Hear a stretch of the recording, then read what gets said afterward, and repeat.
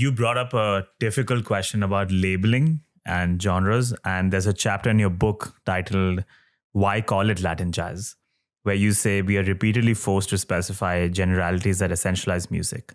Yet in reality, musicians rarely inhabit one place along this continuum, but freely and fluidly migrate, changing positions even within one composition or from one song to the next. This encapsulates everything you just spoke about as well.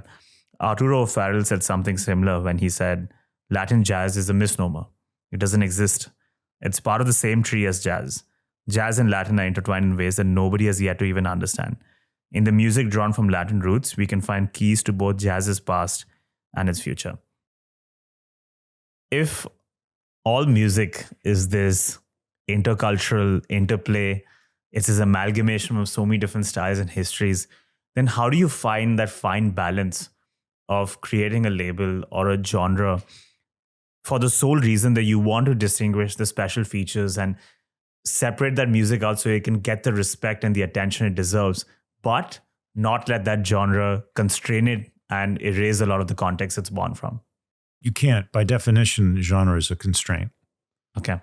And typically, genre is very useful for marketing, for placement, for Spotify playlists. Yeah. Right?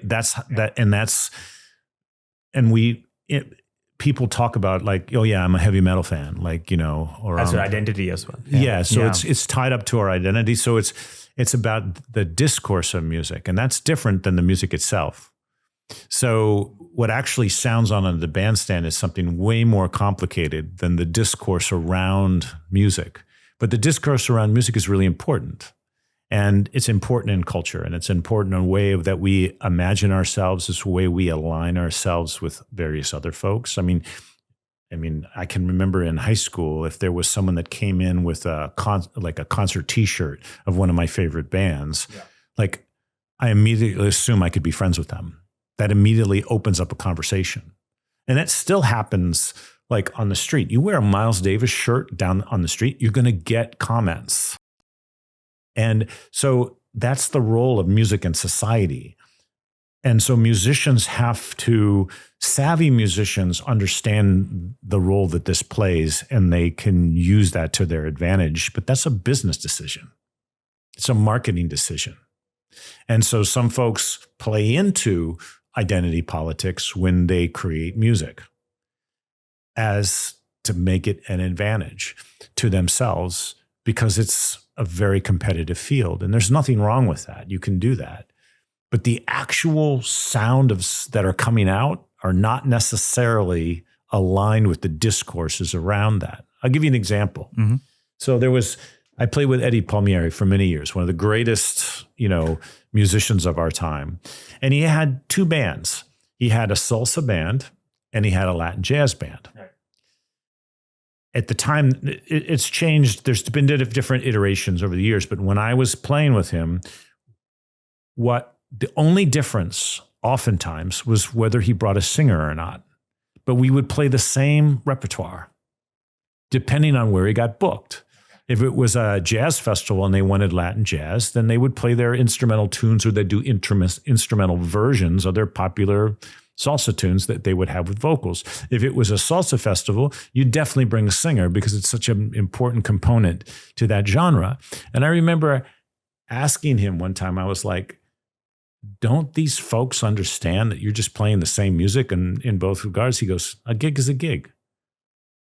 It's business, right? They want me to be a Latin jazz artist, and so, okay, I'll be a Latin jazz artist. They want me to be a salsa artist. Okay, well, I'll be a salsa artist. And then when he got the NEH Jazz Masters Grant, which is one of the top levels for jazz musicians, he was really surprised. He goes, I guess I'm going to have to learn how to play jazz now.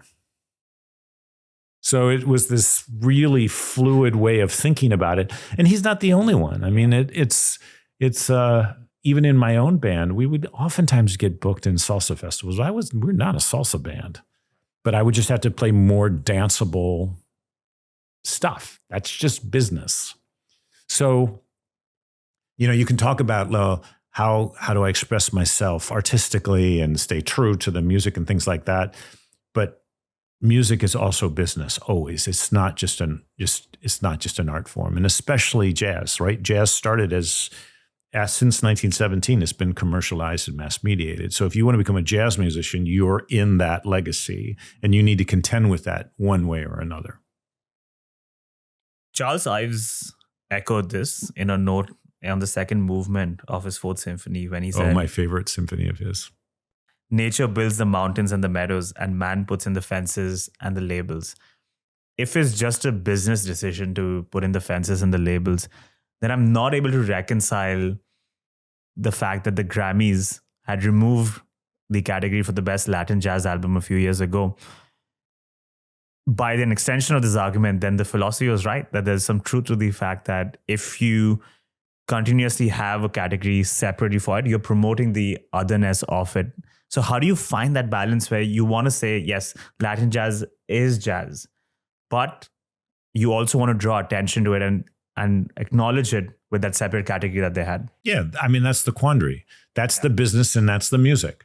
So I was one of the people that fought to have Latin jazz reinstated.